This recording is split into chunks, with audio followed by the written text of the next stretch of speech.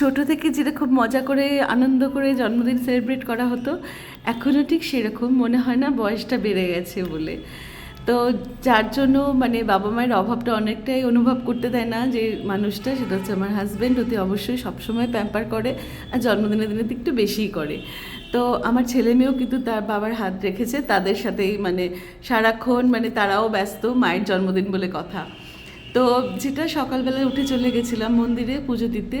তো মন্দিরে পুজো টুজো দিয়ে এসে বাড়িতে আজকে মাসি করেছিল আলুর পরোটা, আলুর দম, আর তার সাথে ছিল পায়েস। পায়েসটা আজকে আমার হাজব্যান্ড রান্না করেছিল। আমি ভেবেছিলাম ওটা ভিডিও ক্লিপিং নেব, কিন্তু আমার বড় বললো যে না, খুব একটা ভালো হয়নি। বললাম যেমনই হয়েছে খুব সুন্দর হয়েছে। যাই হোক, এবার তারপরে চলে গেছিলাম লাঞ্চ করতে। তো লাঞ্চের জন্য আজকে যেটা করেছিল সেটা হচ্ছে একদম মানে স্পেশাল থালি ছিল একটা। তো এই অ্যাম্বিয়েন্সটাও খুব ভালো ছিল ওই রেস্টুরেন্টটার। তো ফার্স্টেই ছিল হচ্ছে যেটা, সেটা একটা মকটেল ছিল, আর তারপরে ছিল ফিশ ফিঙ্গার ছিল অ্যাজ এ স্টার্টার, আর তারপরে এসেছিলো মহারাজা না মহারানী কি এটা স্পেশাল থালি ছিল। থালিতে এত রকম খাবার ছিল, কি ছিল আর কি ছিল না, সব রকম ছিল এই থালিটাতে। আর এই সার্ভ করেছিল কিন্তু এই রোবোটিক, এটা মানে রোবোটিক ওমান যিনি আর কি। তো এটা যেটা ছিল থালিটায় কি কি আছে দেখো, কি আছে আর কি নেই আমি অ্যাকচুয়ালি এখন বলতে বসে অর্ধেক বোধহয় ভুলে যাবো, তাই বারবার করে ছবিটা দেখছি। 5 রকম ভাজাও ছিল, সাদা ভাত ছিল, ছিল বাসন্তী পোলাও, তার সাথে ছিল 2 রকমের ফ্রাই ছিল, একটা ছিল ফিশ ফিঙ্গার, আর একটা ছিল হচ্ছে ফিশেরই আর একটা মানে কাবাব টাইপ ছিল। তারপর ছিল পনিরের তরকারি, ডাল, মাটন ছিল, চিকেন ছিল, ছিল ফিশ পাতুরি, আর মিষ্টি।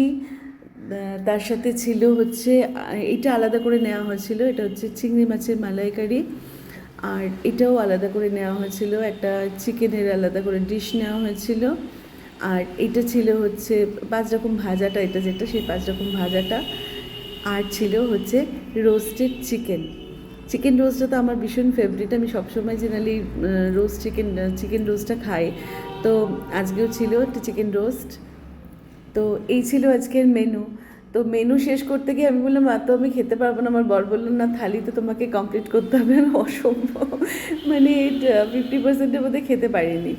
তো যাই হোক, এই ছিল আজকের আমাদের লাঞ্চের থালিতে। এরপর বাড়িতে এসে কিছু বন্ধু বান্ধব, কিছু মানুষ আছে, এত ভালো লাগে এই সমস্ত মানুষের, সত্যি কৃতজ্ঞতা জানাতে ইচ্ছা করে। আমার ফেসবুকে সমস্ত বন্ধুরা কালকে প্রচুর পোস্টে প্রত্যেকে আমাকে হ্যাপি বার্থডে উইশ করেছে। তাদের সবারকে আমি খুব খুব খুব ভালোবাসা জানাচ্ছি।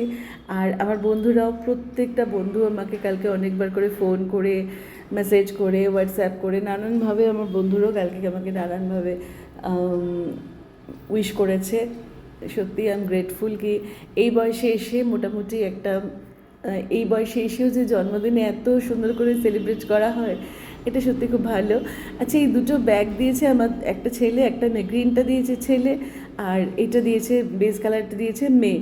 আর মেয়ে হাতে এই হ্যান্ডমেড কার্ডটা বানিয়েছে, ভীষণ সুন্দর কার্ডটা, অতটা ভিডিওতে অতটা সুন্দর আসেনি, ও নিজের হাতে বানিয়েছে তো এই কার্ডটা। আর তারপরে এই কেকটা পাঠিয়েছিল ছেলে। ওকে খুব মিস করি, কিন্তু ও ছিল ভিডিও কলে, সাথেই সবসময় থাকে। এখন তো টেকনোলজির যুগ, এইভাবে আমাদেরকে এগিয়ে চলতে হবে।